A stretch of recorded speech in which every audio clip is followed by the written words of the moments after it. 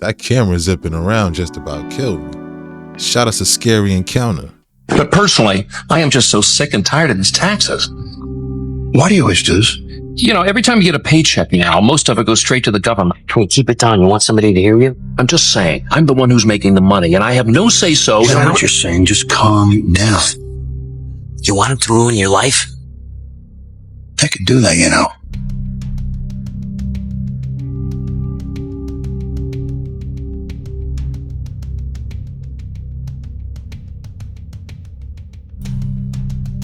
May he bless you and keep you. May he grant you peace. Amen. Amen. Thank you all for coming. I'll see you all next week, and please be careful going home.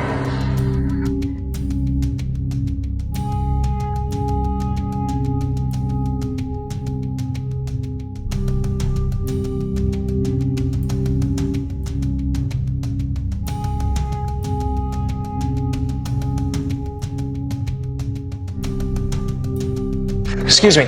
I can't seem to find these anywhere. These books are no longer available. I didn't know.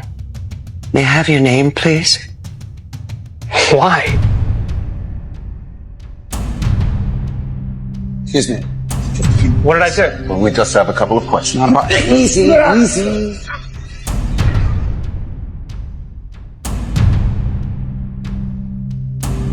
Federal agents have just raided a second illegal biolab on U.S. soil, and this one was hidden in a Las Vegas garage, directly linked to the infamous Reedley, California lab exposed back in 2023. And both facilities are tied to Chinese national Jia Beizhu, who's now facing federal charges for trafficking misbranded medical devices and running unauthorized laboratories that stored infectious disease samples. The Las Vegas home, owned by Zhu's shell company, housed vials of unknown substances, firearms, and a freezer of biological materials so concerning hazmat teams were called in. One house cleaner says she became deathly ill after entering the garage. Authorities believe this operation may be part of a broader network with ties to the Zhu and his fugitive partner allegedly funneled Chinese money into fake U.S. companies to operate under the radar. Prosecutors say Zhu tried to use the Las Vegas property as collateral to get out of jail and flee the country, just like his partner, who vanished to China. As testing continues, national security and public health officials are on high alert, while Congressman Kevin Kiley warns that more secret labs may be out there. I think these were Airbnb locations that he had. Yo, this is crazy. They're saying there might be more labs out there. Shout out to Ariana Masters. I think it's crazy how the housekeeper went in that garage and became deathly ill. Huh? Bruh.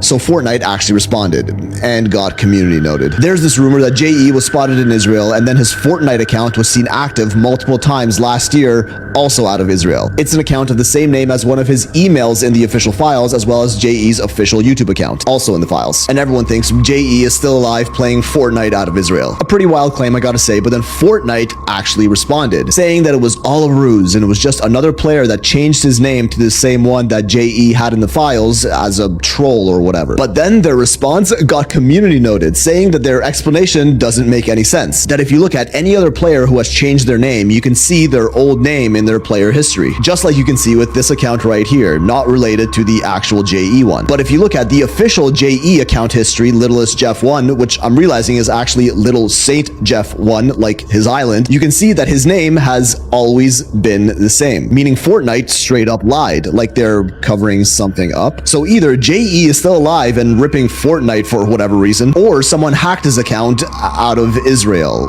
Let's pause right there before this video gets taken down. Oh, and then the community note got deleted. I guess the overlords didn't like that one.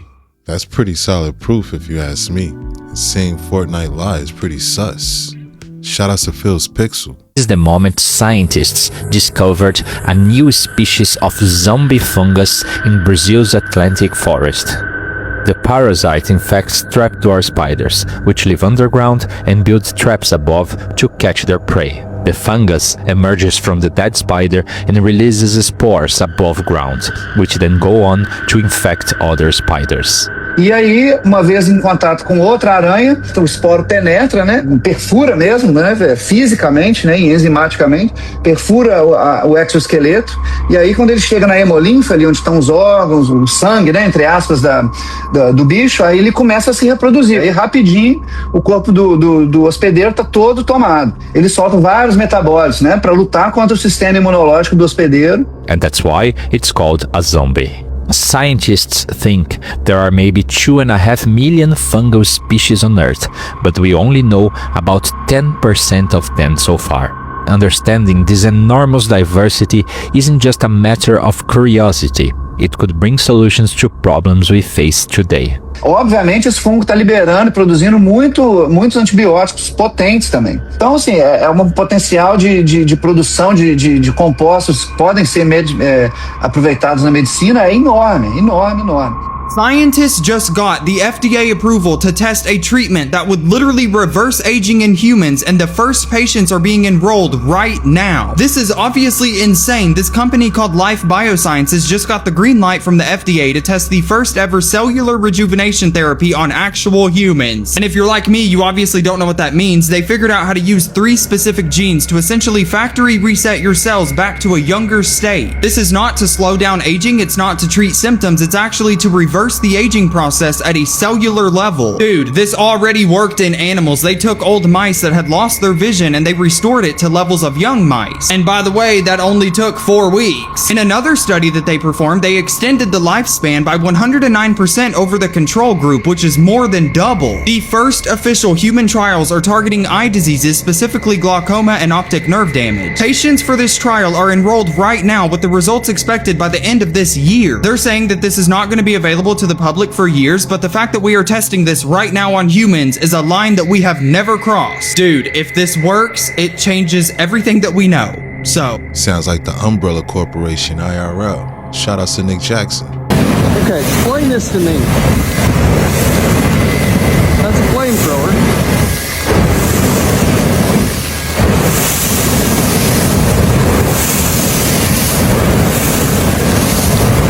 Okay, stop. How come it's not melting with a flamethrower? That makes no sense.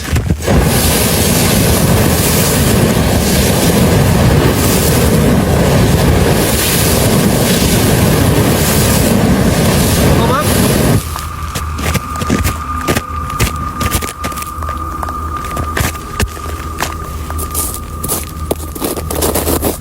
It ain't melting. Dude, I don't know what this is.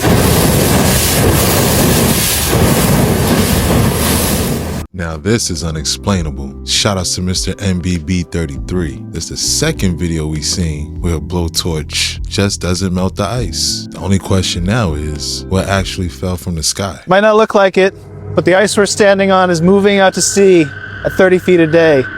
We're on the Thwaites Glacier, one of the largest and most unstable glaciers in all of Antarctica.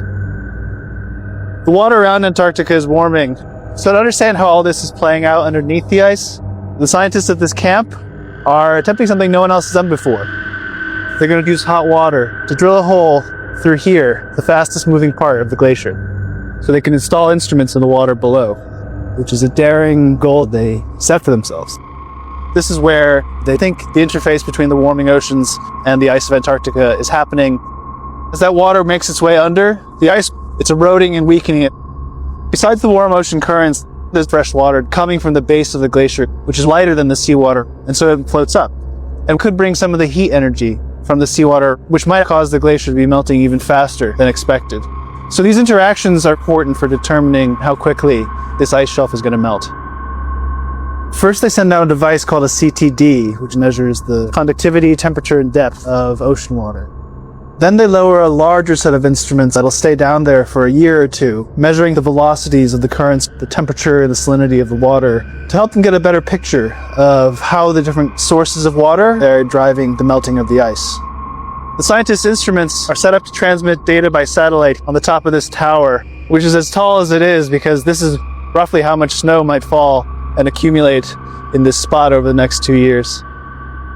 This team battled through sea ice They battled bad weather and clouds to fly out to the glacier.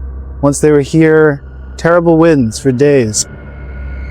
But the team managed to drill all the way through, reach the water below.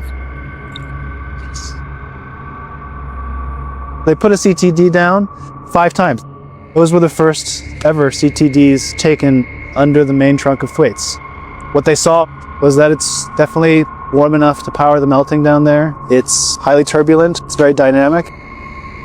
But when they were putting in the main scientific instruments that would stay down in those waters, got stuck somewhere in the middle of the hole. If they had more time, maybe they tried to drill another hole, but the next few days the weather is just not good enough for them to continue, to try again. So we're at the end of a really tough day here at the camp. This is just how Antarctic research is. The ups and the downs, the victories and the defeats. I think the silver lining is they're leaving having seen this cavity of water that no one had been able to look into before. Hopefully the team will come back here to Thwaites again sometime in the future.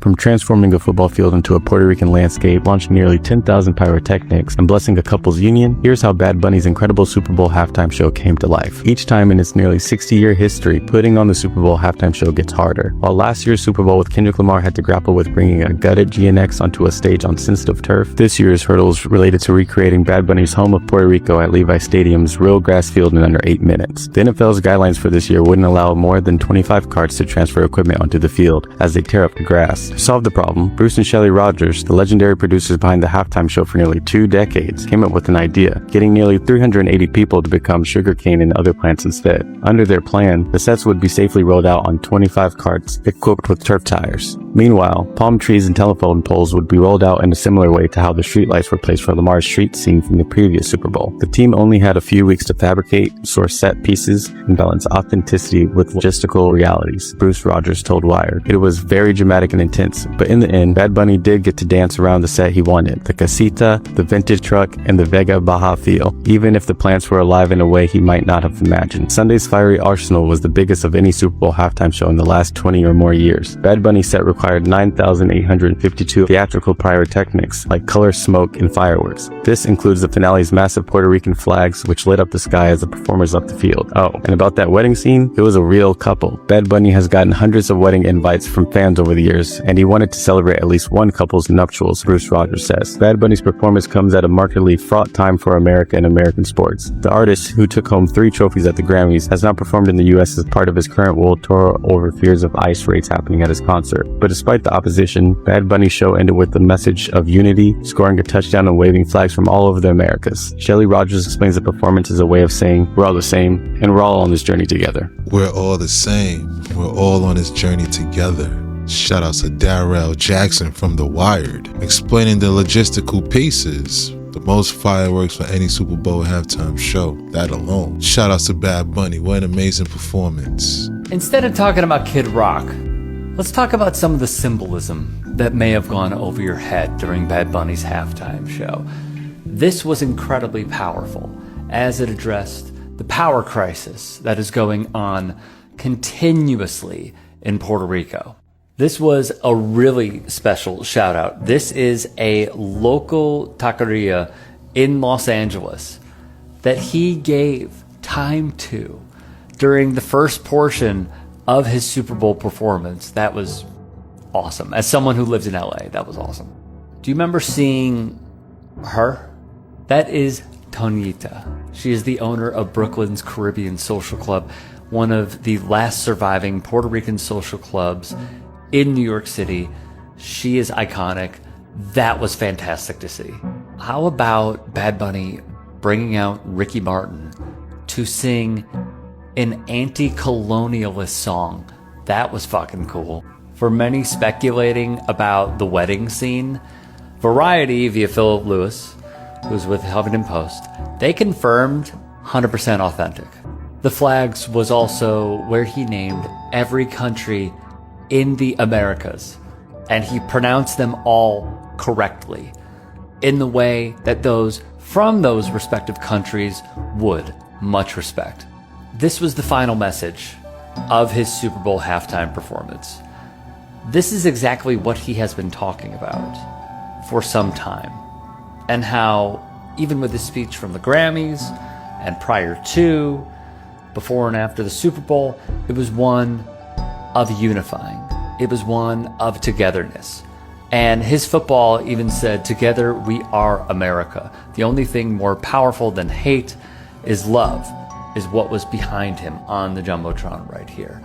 So overall, for those who are hating, for those who wanted to see ball with the ball, here's what I must ask you. Do you want to see a lip-synced version? Do you want to see a pre-recorded version? Do you want to see something that's entire foundation is built on hate and division? Or do you want to see a unifying message? Do you want to see one of colonialist struggle while also pointing towards the only way for us to defeat the forces of evil, and the only way for us to be a better society is to call out the injustices while also uniting?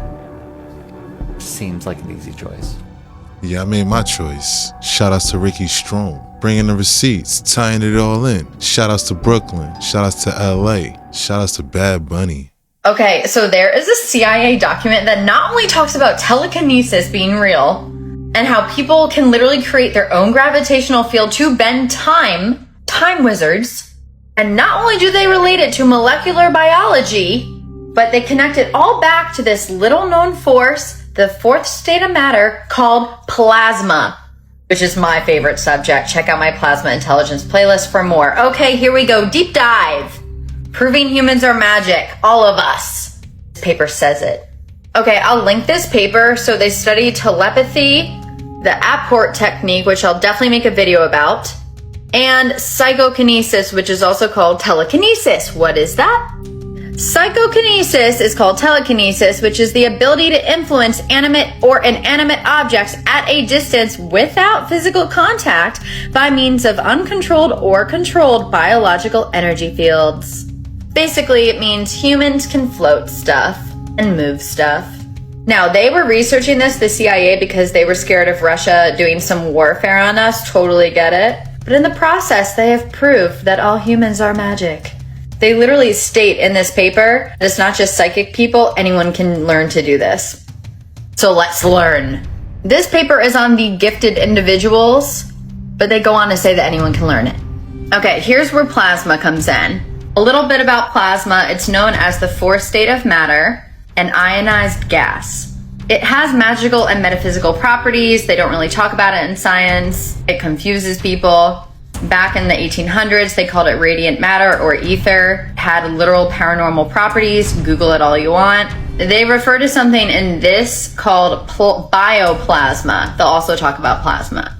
Think about plasma as a field like quintessence, key, prana, 0-point energy field. That is how we'll think about it, like the Matrix. And think about bioplasma as literally our soul or soul energy, or a more denser plasma.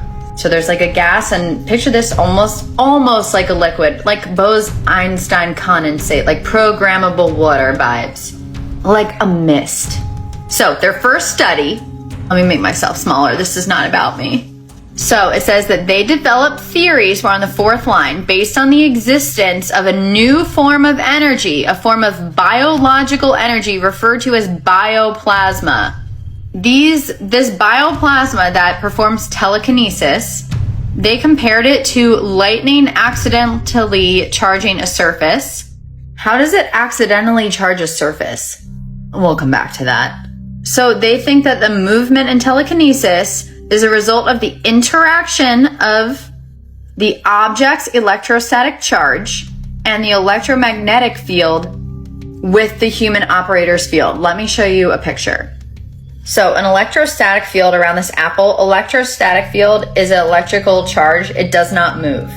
It's almost like electrostatic is like the energy that when like foam balls like statically, sorry guys, I'm trying here, where these foam balls will grip on to the cat because obviously there's some type of charge. There's a polarization of the molecules due to electrostatics, and there's a slight attraction to the fur. So almost think about that electrostatic energy having to do with the person being able to float this object. The same type of subtle energy, but it's not just that.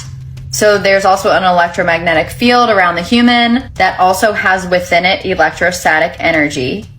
And the interaction of the electrostatic in the apple with the human's electromagnetic overall field, the interaction of that is what they're calling bioplasma.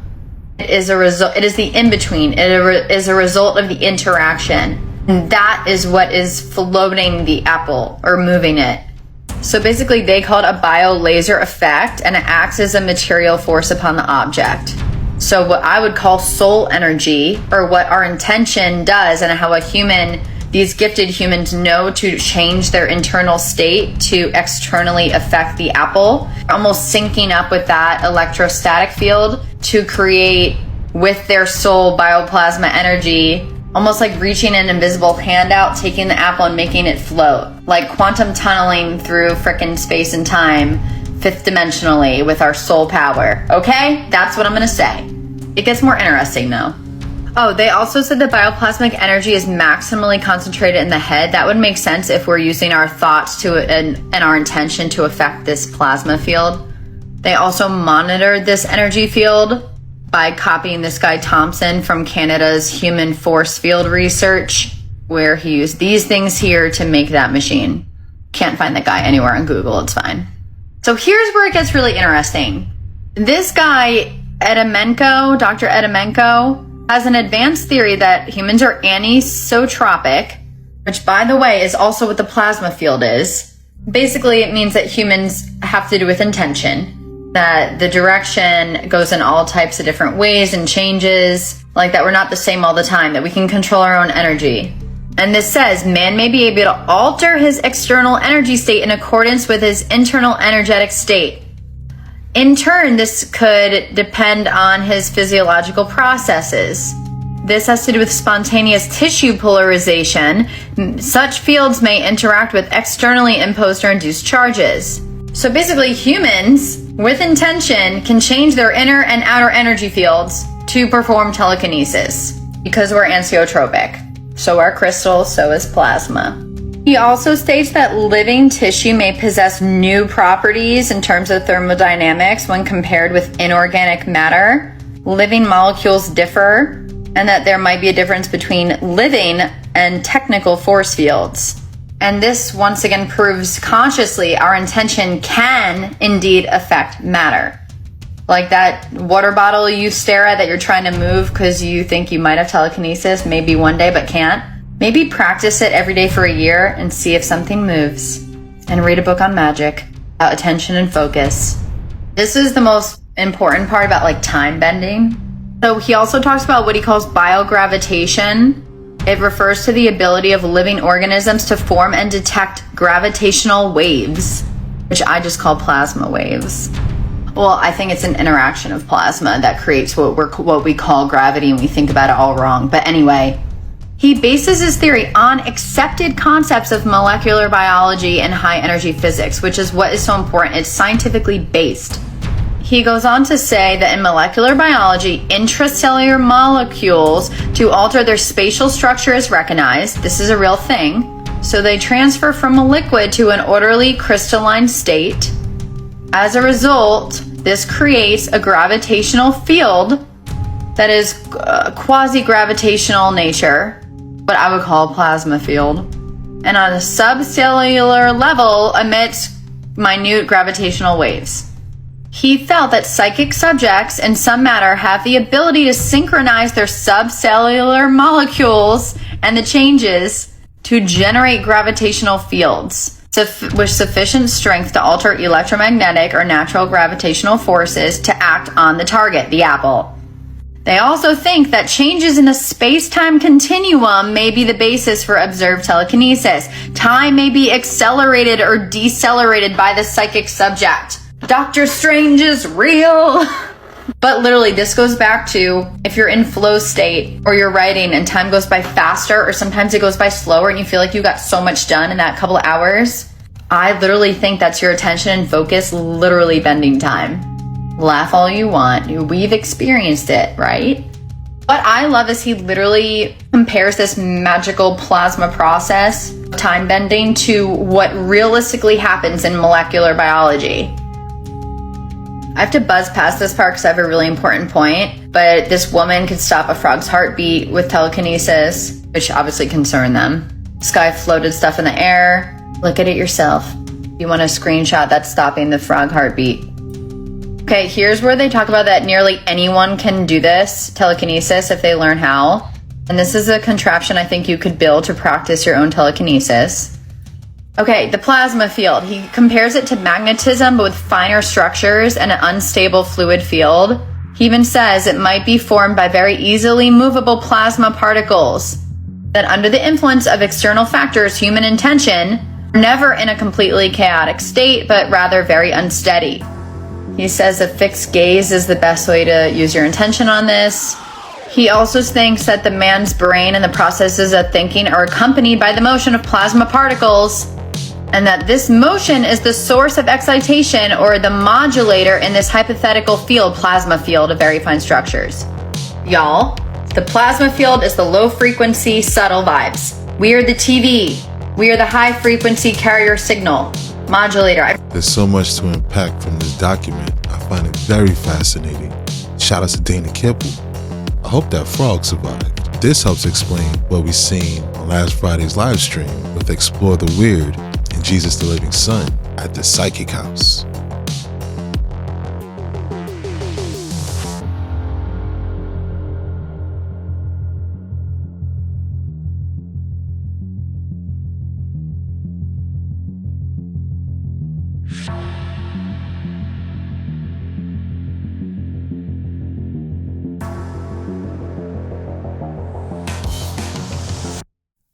that's a wrap. Hope you enjoyed the deep dive. If you enjoyed this video, please consider to give it a like, subscribe to the channel. Don't forget to hit that notification bell. Shout outs to all the reactors. Thanks again. Till next time.